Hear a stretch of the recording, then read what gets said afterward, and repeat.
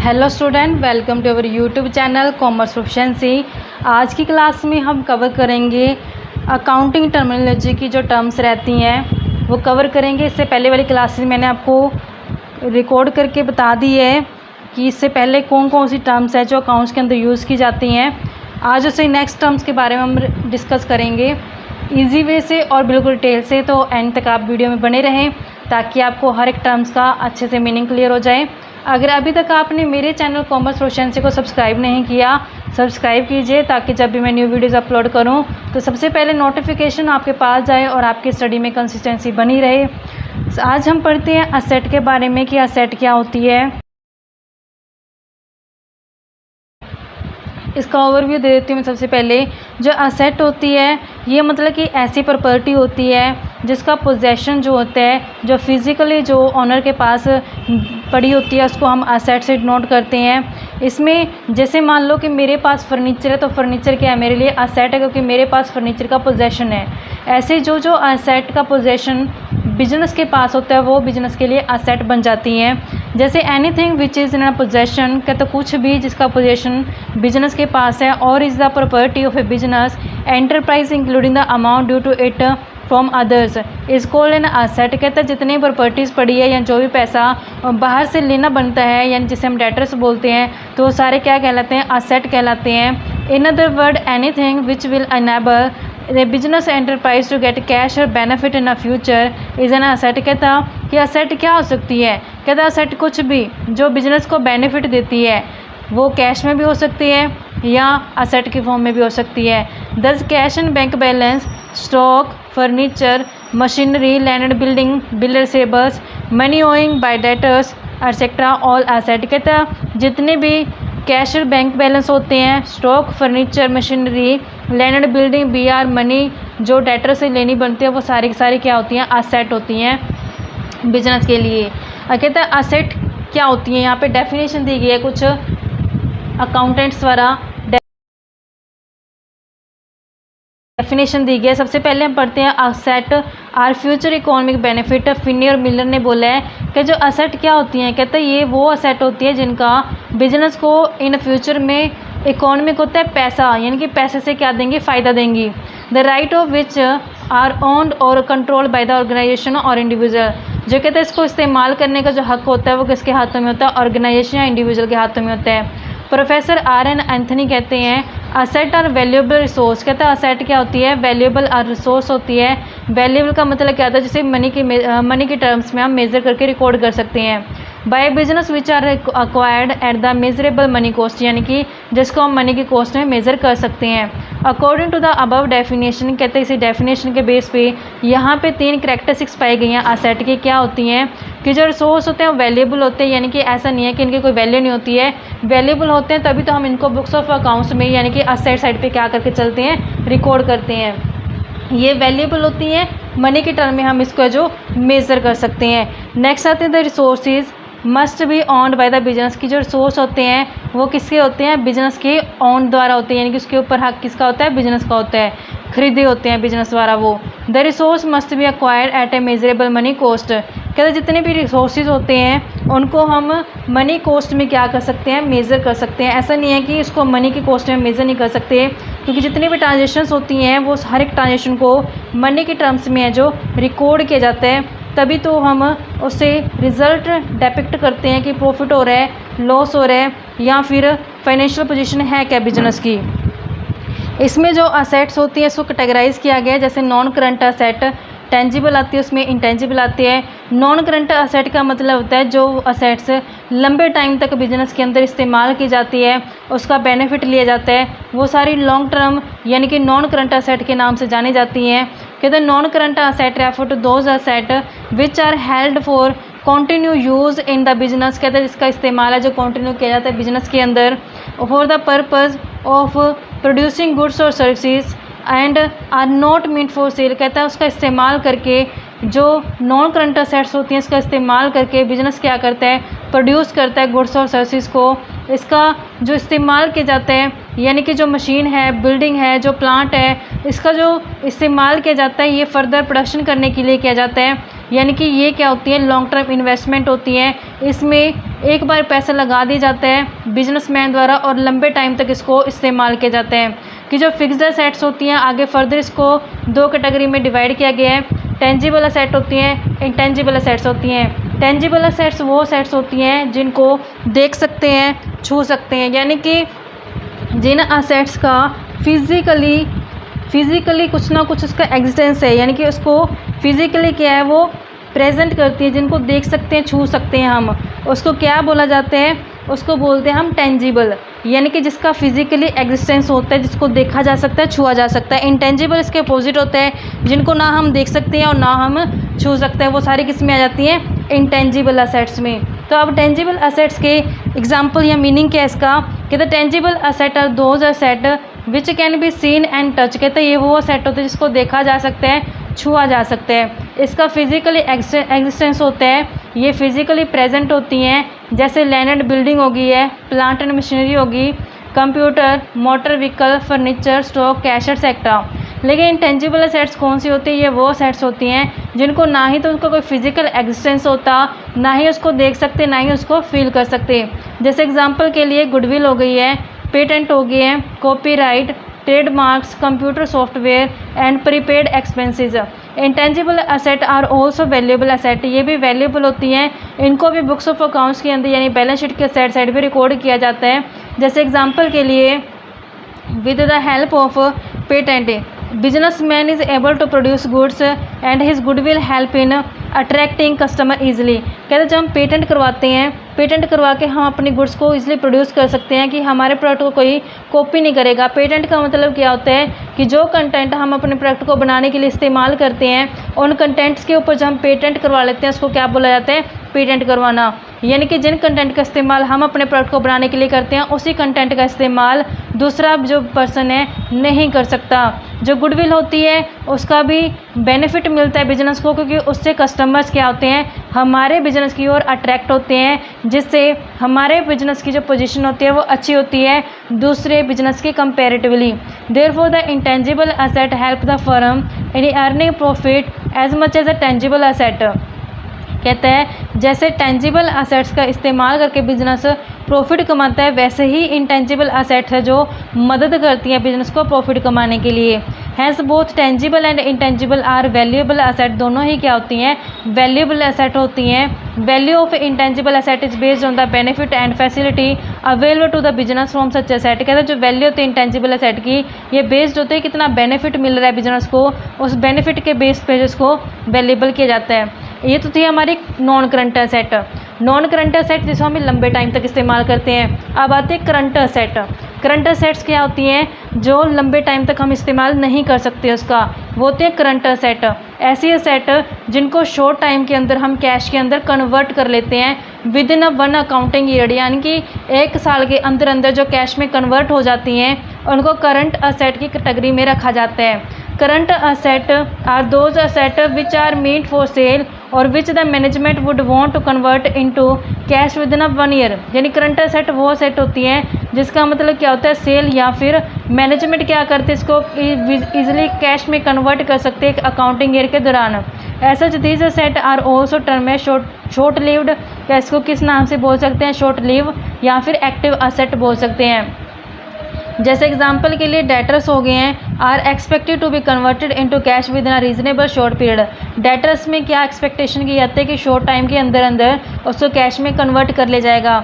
जो स्टॉक होते हैं कॉन्टीन्यूसली सोल्ड होते हैं, और ऐसे बिल रिसीवेबल्स होते हैं वो भी कन्वर्ट कर सकते हैं शॉर्ट पीरियड के अंदर हम कैश में। तो ये क्या एग्जाम्पल है इसके, करंट असेट के। तो यहाँ पे institute of certified public accountant यानी यूएसए के जो, उसके हिसाब से डेफिनेशन क्या है करंट असेट की, कहते हैं जो institute of certified public accountant ने डेफिनेशन दी है करंट असेट के रिगार्डिंग, कहते हैं जो current asset including cash and other asset और resources commonly identify as those which are reasonably expected to be realized in cash or sold or consumed during the normal operating cycle of the business। कहते हैं current asset में वो शामिल किया जाए cash को भी, अदर असेट्स को भी और रिसोर्सेज को भी, जो रीजनेबली एक्सपेक्टेशन की जाती है कि वो रियलाइज़ हो जाएंगे कैश में, यानी कैश में कन्वर्ट हो जाएंगे या उसको सेल किया जाएगा 1 साल के अंदर अंदर, या 1 साल के अंदर अंदर उसको कंज्यूम कर सकते हैं, तो वो किस में आ जाएंगे, करंट असेट के अंदर। ऐसे ही कहता जो प्रीपेड एक्सपेंसेस होते हैं will never be realise in cash. देखो प्रीपेड का मतलब क्या होता है, प्री का मतलब है पहले ही, पेड मतलब कि जो पे कर दिए गए हैं, एक्सपेंसेस मतलब जो खर्चे, मतलब कि ऐसे खर्चे जो पहले ही पे कर दिए गए एडवांस में पे कर दिए जाते हैं उनको प्रीपेड एक्सपेंस किया बोला जाता है। कहता है ये हमें कैश में रियलाइज़ नहीं होंगे क्योंकि ये हमने एडवांस में पे किए खर्चे होते हैं। कहते हैं these are also included in current asset, फिर भी इसको कहाँ शामिल किया जाता है, करंट असेट में। सिंस सर्विस और benefit will be available against this without further payment, क्योंकि इसका जो बेनिफिट है वो हमें मिलेगा बिना किसी फर्दर पेमेंट किए। जैसे हमने मान लो एग्जांपल के लिए इंश्योरेंस प्रीमियम है जो एडवांस में पे कर दिया, नेक्स्ट ईयर का इंश्योरेंस प्रीमियम इस साल पे कर दे तो वो क्या कहलाएगा, प्रीपेड इंश्योरेंस। जब हम नेक्स्ट ईयर में एंटर कर जाएंगे तो उस साल में हमें दोबारा वो खर्च करने की ज़रूरत नहीं है, उसका बेनिफिट हमें ज़रूर मिल जाएगा। कहते हैं current asset are also known as a floating asset or circulating asset as a amount and nature of such asset keeps changing continuously. क्या जो करंट असेट होती है इसको फ्लोटिंग असेट भी बोल सकते हैं, सर्कुलेटिंग असेट भी बोल सकते हैं, क्योंकि जो इसकी अमाउंट और नेचर जो होता है असेट का वो कॉन्टीन्यूसली चेंज होता जाता है, इसलिए इसको फ्लोटिंग ही बोल दो, सर्कुलेटिंग ही बोल दो। करंट असेट्स के ये नाम होते हैं। जैसे एग्जांपल के लिए कहते हैं कि बिजनेसमैन परचेज करता है गुड्स को कैश में, और अगर this goods are sold to X on credit, खुद तो उसने कैश में ख़रीदा लेकिन उसने आगे जो सेल किया है वो उधार पे किया है, तो एक्स क्या बन जाएगा, तो जब हमने एक्स को उधार पे सेल किया है तो एक्स क्या बन जाएगा, डेटर बन जाएगा, क्योंकि अब एक्स से पैसा लेना बनता है, क्योंकि कैश में ख़रीदा, कैश में जब ख़रीदा हमने तो हमारी साइड से कैश चला गया, लेकिन जब हमने वही गुड्स को उधार पे बेच दिया है, उधार पे बेच दिया तो वो कैश तो कन्वर्ट नहीं हुई ना अपनी, तो उसमें क्या होता है कि डेटर्स अराइज हो जाते हैं, उससे हमें पैसा लेना बनता है, इन फ्यूचर हम उससे पैसा लेंगे। And it means that the stock has been converted into debtor, तो स्टॉक किसमें कन्वर्ट होगा, डेटर में। ऐसे ही कहता है फिर बिलर से बस इज रिसीव फ्रॉम एक्स, कहता है अगर एक्स से हमें बी आर मिल गया, अब हमने एक्स को उधार पे सेल किया था, कैश नहीं मिला, मान लो उसने बी आर लिख दिया, बिल लिख दिया है, it means that debtors are converted into B R, तो यहाँ पे डेटर्स किस में कन्वर्ट हो गए हैं, बी आर में कन्वर्ट हो गए हैं। And after some time B R will be converted into cash, बाद में जब टाइम पीरियड आएगा, जितने टाइम के लिए वो बिल लिखे गए हैं, जैसे वो टाइम पीरियड कंप्लीट हो जाएगा तो वही बिल रिसीवेबल किस में कन्वर्ट हो जाएंगे, कैश में। A shown that all current asset are finally converted into cash, यानी कि ये बताती है कि जितने भी करंट असेट्स हैं वो फाइनली किस में कन्वर्ट हो जाएंगे, कैश के अंदर।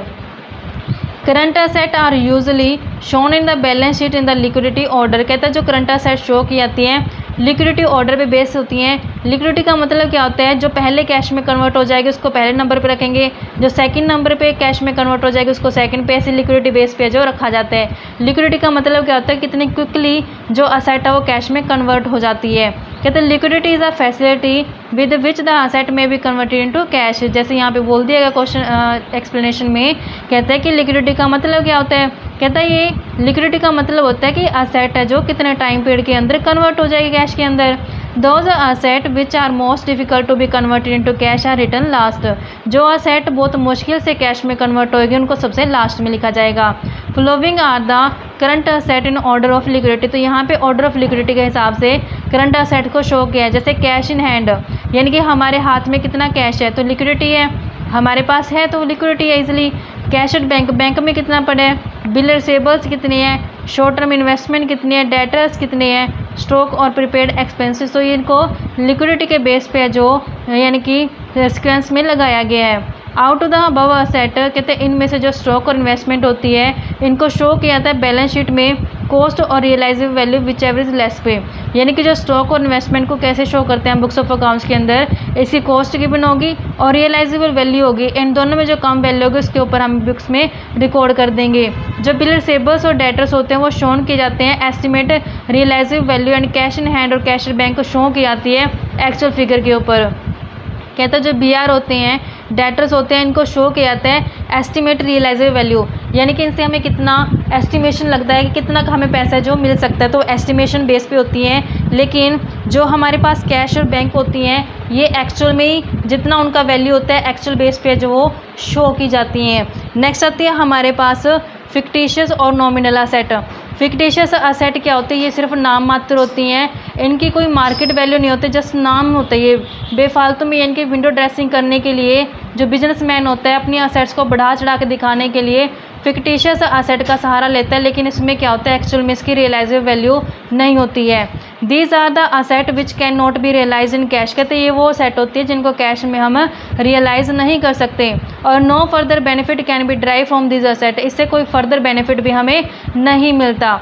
सच असेट इंक्लूड, इसको कहाँ शामिल किया जाता है, डेबिट बैलेंस और प्रॉफिट एंड लॉस अकाउंट। जैसे एग्जांपल के लिए डेबिट बैलेंस हो गया प्रॉफिट एंड लॉस का। ऐसे जो एक्सपेंडिचर्स हैं not yet return off such as, जो अभी तक खर्चे हैं जो राइट ऑफ नहीं किए गए, जैसे एडवर्टीजमेंट एक्सपेंस हो गया। This asset are not really asset, ये रियल में असेट नहीं होते हैं, but are shown on the asset side only, कहते हैं इसको शो किया था असेट साइड सिर्फ किस लिए, the for the purpose of transferring them to the profit and loss account gradually over a period of time. कहता है जैसे जैसे टाइम बीता जाएगा वैसे वैसे धीरे धीरे करके इसको प्रॉफिट एंड लॉस के अंदर क्या कर देंगे, ट्रांसफ़र करने के लिए इसको शो किया जाता है। यानी कि फिक्टिशियस असेट्स कौन सी होती हैं, जैसे यहाँ पे एग्जांपल दिया गया एडवर्टीजमेंट का खर्चा और प्रॉफिट एंड लॉस का डेबिट बैलेंस। तो ये सारे फिक्टिशियस एसेट्स के एग्जांपल हैं। नेक्स्ट आते हैं हमारे पास कैपिटल रिसिप्ट और रिवेन्यू रिसिप्ट। यानी कि कैपिटल रिसिप्ट क्या होती है और रिवेन्यू रिसिप्ट क्या होती है। सबसे पहले मैं इसका ओवरव्यू आपको देती हूँ। कैपिटल का मतलब होता है कि जो नॉन रिकरिंग नेचर की होती है, यानी कि जो कभी कभार होते हैं हमें जो कभी कभार रिसिप्ट होते हैं उसको कैपिटल रिसिप्ट बोला जाता है। रिवेन्यू रिसिप्ट कौन सी होती हैं, जो हमें रेगुलर बेस पे रिसिप्ट होती हैं उसको रिवेन्यू रिसिप्ट के अंदर रखा जाता है। कैपिटल रिसिप्ट में कौन सी आ जाती हैं, कहते हैं it is also necessary to make a proper distinction between capital receipt and revenue receipt. कहते हैं यहाँ पे जानना जरूरी होता है कि डिफरेंस है क्या कैपिटल रिसिप्ट के अंदर और रिवेन्यू रिसिप्ट के अंदर, क्योंकि कहते हैं जो रिवेन्यू रिसिप्ट होती हैं उनको शो किया जाता है trading and profit and loss की क्रेडिट साइड पे, लेकिन जो कैपिटल रिसिप्ट्स होती हैं उनको शो किया जाते हैं बैलेंस शीट की, balance sheet either as increase in liability or as reduction the value of asset. Balance sheet में या तो उसको इंक्रीज इन लायबिलिटी के साइड दिखा देंगे या फिर असेट की रिडक्शन वैल्यू पे। यानी कि जो रिवेन्यू रिसिप्ट होती हैं रिवेन्यू नेचर के अकाउंट यानी कि trading and profit and loss में दिखाई जाती है, जबकि जो कैपिटल रिसिप्ट्स होती हैं वो कैपिटल नेचर जो बैलेंस शीट होती है उसके अंदर शो की जाती है। यानी कि मैं आपको बता देती हूँ, इसका ओवरव्यू से थोड़ा दे देती हूँ ताकि आपके कंसेप्ट में जो क्लैरिटी बनी रहे। यहाँ पे हम देखते हैं रिवेन्यू और कैपिटल दोनों साइड लेते होते हैं। देखो जो नेचर होते हैं ना रिसिप्ट का, जो रिसिप्ट होती हैं वो दो तरीके की होती हैं। एक तो होती है बच्चों रिवेन्यू रिसिप्ट और ऐसे दूसरी होती है हमारे पास रिवेन्यू रिसिप्ट होती है, एक दूसरी होती है कैपिटल रिसिप्ट। यानी कि जो रिवेन्यू होती है, रिवेन्यू तो हमें रेगुलर बेस पे मिलती है, कैपिटल जो होती है हमें कभी कभार मिलती है। जो रिवेन्यू रिसिप्ट होती है इसको क्रेडिट साइड पे दिखाया जाता है क्योंकि रिसीव होने वाली क्या होती है, इनकम होती है। तो इसको हम trading and profit and loss account में शो करते हैं, trading and profit and loss account के अंदर, क्योंकि trading and profit and loss account किस नेचर का होता है, रिवेन्यू नेचर का होता है। जबकि कैपिटल रिसिप्ट को कहाँ दिखाया जाता है, बैलेंस शीट के अंदर दिखाया जाता है, क्योंकि जो बैलेंस शीट होती है वो कैपिटल नेचर की होती है।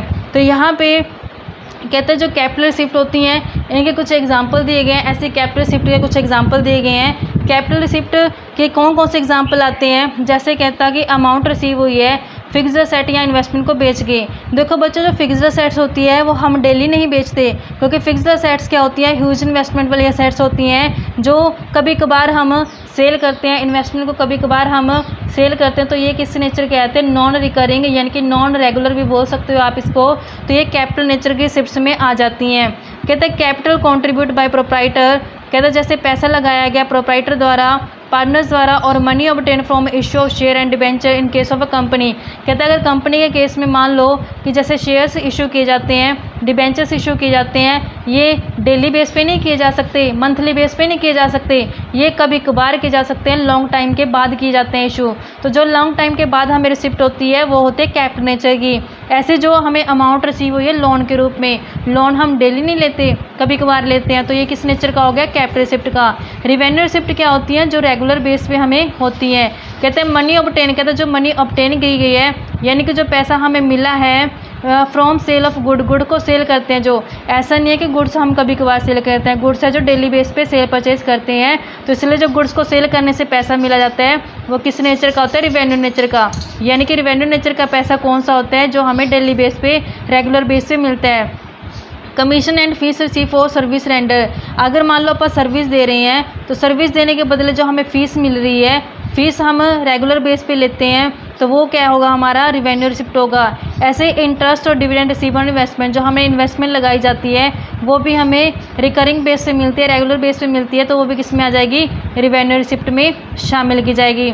इस तरीके से ये हमारी रिसिप्ट थी, कैपिटल रिसिप्ट और रिवेन्यू रिसिप्ट। आई होप कि आपको डिफरेंस है जो इसमें समझ में आ गया होगा। ऐसे अब हम नेक्स्ट पढ़ते हैं एक्सपेंडिचर्स क्या होते हैं।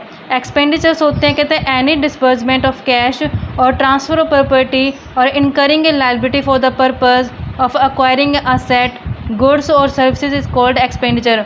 कहते हैं एनी डिसबर्समेंट ऑफ कैश, कहते हैं कुछ भी कैश का खर्च किया गया है या ट्रांसफ़र किया गया प्रॉपर्टी को, या फिर कहता है कुछ लायबिलिटी बन गई है हमारी असेट को एक्वायर करने से, या गुड्स और सर्विसेज को, कहता है वो क्या कहलाएंगे, एक्सपेंडिचर्स कहलाएंगे। कहता मतलब क्या है, कहता it means that any type of payment for the receipt of a benefit is term as expenditure. यानी कहता है कि इसका मतलब ये है कि कोई भी टाइप की हमने पेमेंट कर दी गई है, क्या करने के लिए, बेनिफिट लेने के लिए, तो उसको क्या बोलते हैं, एक्सपेंडिचर्स बोलते हैं। यानी कि बेनिफिट लेने के लिए जब हम कुछ खर्च करते हैं और उसको एक्सपेंडिचर में रखा गया है, तो एक्सपेंडिचर जो होते हैं इसको 3 कैटेगरीज में रखा जाता है। कैपिटल एक्सपेंडिचर्स होते हैं, रिवेन्यू एक्सपेंडिचर्स होते हैं, डेफर्ड रिवेन्यू एक्सपेंडिचर्स होते हैं। कैपिटल एक्सपेंडिचर क्या होते हैं, मैं आपको बेनिफिट इसका समरी यानी कि एक तरह का ओवरव्यू देती हूँ बच्चों। कैपिटल एक्सपेंडिचर वो खर्चे होते हैं जो हम नॉन रिकरिंग बेस पे करते हैं, कभी कभार करते हैं, लेकिन ये खर्चे करने से जो अर्निंग कैपेसिटी होती है बिजनेस की वो बढ़ जाती है। जैसे एग्जांपल के लिए मैं आपको एग्जांपल देती हूँ, मान लो सिनेमा हॉल है। सिनेमा हॉल में क्या है कि जैसे मान लो कि फ्रंट में है जो एक लाइन और लगा दी गई है, जो चेयर्स होती हैं, जब चेयर्स की एक लाइन और आगे फर्दर लगा दी गई है तो उससे क्या होगा, और ज़्यादा जो व्यूअर्स हैं जो सिनेमा घर में आएंगे, जिससे जो अर्निंग कैपेसिटी क्या हो जाएगी, बढ़ जाएगी जो सिनेमा घर की है। तो इसमें क्या होता है कि कैपिटल एक्सपेंडिचर का हिस्सा बन जाता है वो, यानी कि कैपिटल एक्सपेंडिचर में वो एक्सपेंडिचर्स आती हैं जो अर्निंग कैपेसिटी को बढ़ाने के लिए हेल्पफुल होती हैं। कहते हैं any expenditure which is incurred in acquiring or increasing the value of fixed asset, कहते हैं इससे फिक्स्ड एसेट्स की वैल्यू बढ़ जाती है, तो उसको क्या बोलते हैं, कैपिटल एक्सपेंडिचर बोलते हैं। ऐसा the amount spend on the purchase, कहते हैं जैसे मान लो खर्च किया गया परचेज करने के लिए या बिल्डिंग को सेट करने के लिए, प्लांट के ऊपर, फर्नीचर के ऊपर, तो कैपिटल एक्सपेंडिचर होता है। कहते हैं ये जो एक्सपेंडिचर किए जाते हैं इससे बेनिफिट जो मिलता है वो लंबे टाइम तक मिलता है, इसलिए कहता है जो हैंस रिटन इन असेट, इसको कहाँ दिखाया जाता है, असेट साइड पे दिखाया जाता है। यानी कि कैपिटल एक्सपेंडिचर कौन से होते हैं, वो खर्चे होते हैं जिससे हमारी असेट्स बढ़ जाती है, तो इसको असेट साइड पे दिखाया जाता है। रिवेन्यू एक्सपेंडिचर जो हमारे रेगुलर बेसिस पे हमें करने पड़ते हैं, यानी कि रिकरिंग नेचर के जो खर्चे होते हैं उसको हम क्या बोलते हैं, रिवेन्यू एक्सपेंडिचर्स बोला जाता है। कहता है any expenditure the full benefit of which is received during one accounting period is termed as revenue expenditure। कहते हैं ये वो खर्चे होते हैं, रेवेन्यू एक्सपेंडिचर वो खर्चे होते हैं जिनका बेनिफिट हमें एक अकाउंटिंग पीरियड के दौरान जो मिल जाते हैं। जैसे एग्जांपल के लिए कॉस्ट ऑफ गुड्स सोल्ड, यानी कि जो गुड्स को सोल्ड करने की खर्चा आया है वो salary, rent, electricity charges etcetera, as such all the revenue expenditure debit to trading and profit and loss account. ये कहाँ पे दिखाए जाते हैं, रिवेन्यू नेचर के जो भी खर्चे होते हैं ये प्रॉफिट एंड लॉस अकाउंट के अंदर शो किए जाते हैं।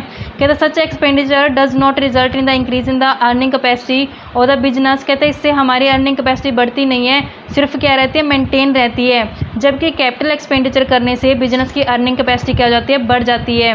लेकिन रिवेन्यू एक्सपेंडिचर करने से बिजनेस की अर्निंग कैपेसिटी बढ़ती नहीं है, सिर्फ मेंटेन रहती है। It also does not bring into existence an asset of an enduring nature. कहते हैं इसका मतलब ये नहीं है कि हमारी असेट बढ़ गई है, असेट किस में बढ़ती है, हमारी कैपिटल एक्सपेंडिचर में। अब इनमें डिफरेंस क्या है रिवेन्यू के बीच में और कैपिटल एक्सपेंडिचर के बीच में, तो यहाँ पे कहते हैं कि कैपिटल जो एक्सपेंडिचर होते हैं ये किए जाते हैं अक्वायर करने के लिए फिक्स्ड एसेट को, जबकि जो रिवेन्यू एक्सपेंडिचर किए जाते हैं ये डे टू डे हर रोज़ के जो खर्चे होते हैं बिजनेस के उसको पूरा करने के लिए, ताकि बिजनेस है जो वो लगातार चलता रहे। जो कैपिटल एक्सपेंडिचर होते हैं ये इसलिए किए जाते हैं ताकि अर्निंग कैपेसिटी वो बिजनेस की बढ़ जाए, यानी कि बिजनेस की अर्निंग कैपेसिटी को बढ़ाने के लिए कैपिटल एक्सपेंडिचर किए जाते हैं, जबकि रिवेन्यू एक्सपेंडिचर किए जाते हैं ताकि अर्निंग कैपेसिटी जो मेंटेन रहे। For keeping the asset and efficient working order, ताकि जो असेट्स है वो एफिशिएंट तरीके से काम करती रहे, उसके लिए हमें रिवेन्यू एक्सपेंडिचर करने पड़ते हैं। जो कैपिटल एक्सपेंडिचर होते हैं उससे बेनिफिट मिलता है लंबे टाइम का, लेकिन जो रिवेन्यू एक्सपेंडिचर होते हैं इसका बेनिफिट हमें सिर्फ 1 साल का मिलता है। जो कैपिटल एक्सपेंडिचर होते हैं इनको राइट किया जाता है बैलेंस शीट के अंदर, जबकि रिवेन्यू एक्सपेंडिचर को कहाँ राइट करते हैं हम, ट्रेडिंग और प्रॉफिट एंड लॉस अकाउंट के अंदर। आई होप बच्चों कि आपको ये डिफरेंस क्लियर हो गया होगा कैपिटल एक्सपेंडिचर के बीच में और रिवेन्यू एक्सपेंडिचर के बीच में।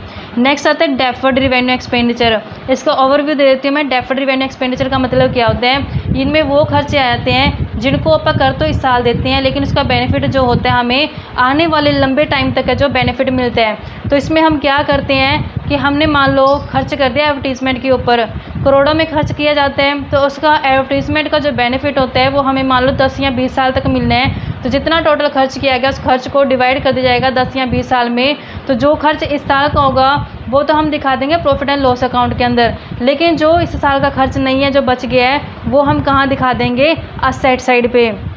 जैसे यहाँ पे कहता है deferred revenue expenditure, there are certain expenditure, कहते हैं ये ऐसे खर्चे होते हैं जो रिवेन्यू नेचर के होते हैं, लेकिन जो बेनिफिट होता है ये अपने को लंबे टाइम तक है जो मिलता है। कहते हैं इन एक्सपेंडिचर को डेफर्ड रिवेन्यू एक्सपेंडिचर बोला जाता है कि जो ये बेनिफिट होते हैं इन एक्सपेंडिचर के कम से कम हमें 3 से 7 साल तक को बेनिफिट इसका देखने को मिलता है। कहते हैं as such the whole of such expenditure is not debit to the profit and loss account. सारा खर्चा जो हमने इस साल करते हैं वो हम सारे का सारा प्रॉफिट एंड लॉस अकाउंट में नहीं दिखाएंगे, सिर्फ जितना करंट ईयर का बनता है वो हम इस साल दिखा देंगे, बाकी जो बच जाएगा उसको हम बैलेंस शीट के अंदर है जो शो कर देंगे।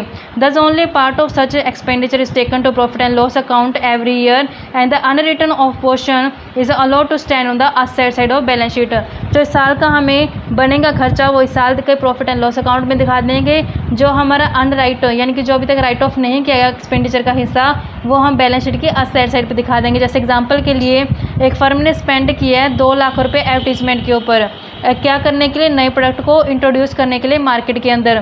तो एस्टिमेशन लगाया जाता है कि इसका जो बेनिफिट है हमें 4 साल तक मिल जाएगा।